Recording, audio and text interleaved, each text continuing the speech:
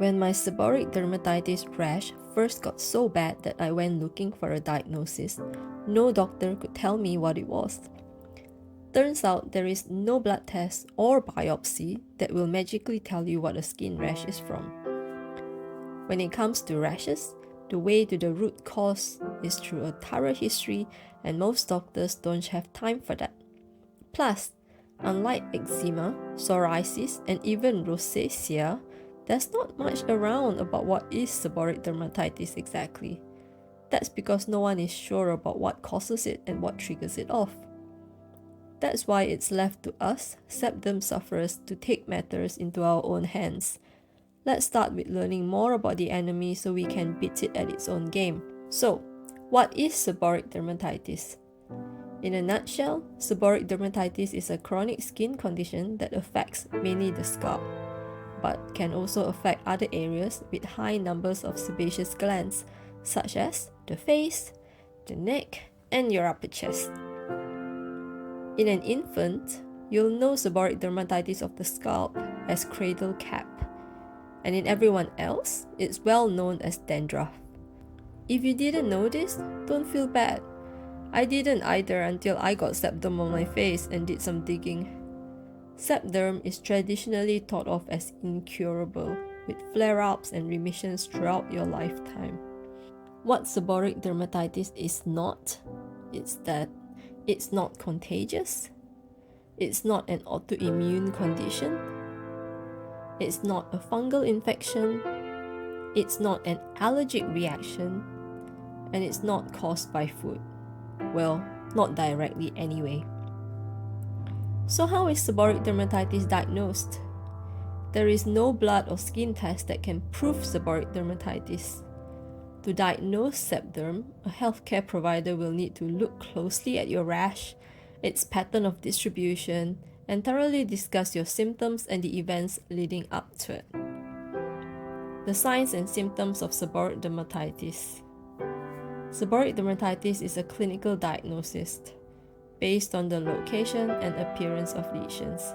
Seborrheic dermatitis typically presents as flaky, greasy, erythematous patches on the scalp, nasolabial folds, ears, eyebrows, anterior chest, or upper back.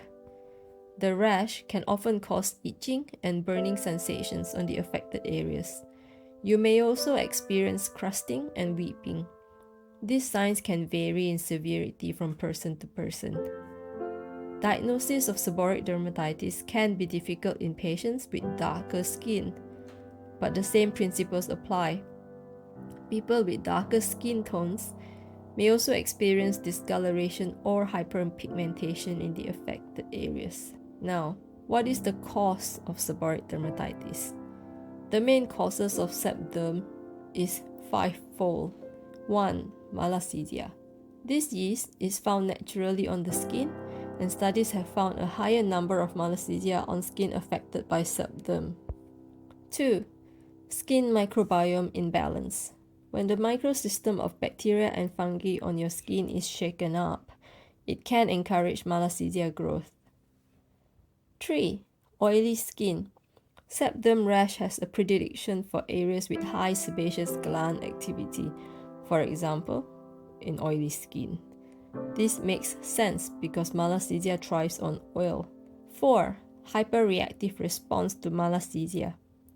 Even though seborrheic dermatitis is not an autoimmune disease, your immune system is hyperreactive and more sensitive to the presence of Malassezia and its byproducts, and unleashes a fierce inflammatory response to it. 5. Damaged skin barrier. It's a vicious cycle.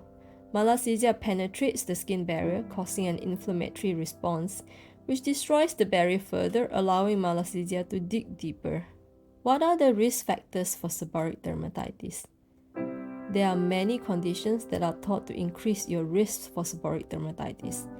At the heart of it, any condition that causes stress to your immune system, affect your skin barrier and microbiome, and increases sebum production can trigger the start of a lifelong relationship with sebderm.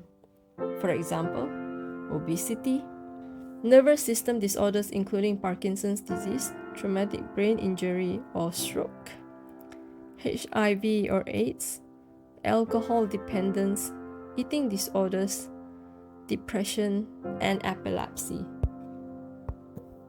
Certain medications can also increase your risk, like lithium, haloperidol, chlorpromazine, and cyproterone acetate. What triggers seborrheic dermatitis? Seborrheic dermatitis can be triggered by almost anything and is very personal. Humidity, stress, and fatigue are my main triggers, but yours could be very different. Other possible triggers include dry climate, cold weather, anxiety, and certain foods. How do you treat seborrheic dermatitis? Sadly, due to the state of healthcare nowadays, where there's a limit to how much time a doctor can spend with each patient, most doctors don't dig deep enough to get to the root cause. Even when the rare enlightened one diagnoses seborrheic dermatitis, treatment is often aimed superficially with creams.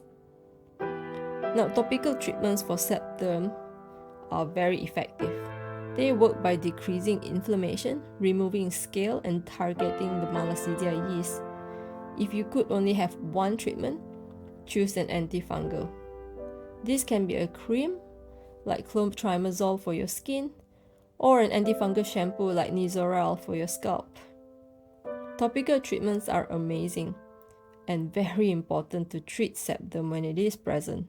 However, the only way to prevent seb derm from coming back lays with tweaking your lifestyle, so you're boosting your immune system, protecting your microbiome and skin barrier, as well as avoiding triggers. What is the prognosis for seb derm? Once you know that you're dealing with seborrheic dermatitis and institute the right treatment, the prognosis is really good. Your rash could disappear within days. However, there is a good chance that it can return. This is especially so during the early days of treatment when you haven't fully figured out a regimen that works for you and you haven't started avoiding all your triggers. To find out more about seb derm, remember to hit the subscribe button for more videos or go to my website madamwell.com, that's MADAMEWELL.com, and sign up for my newsletter. There's also lots of articles on the website. I have the link in the description box below. See you there. Bye.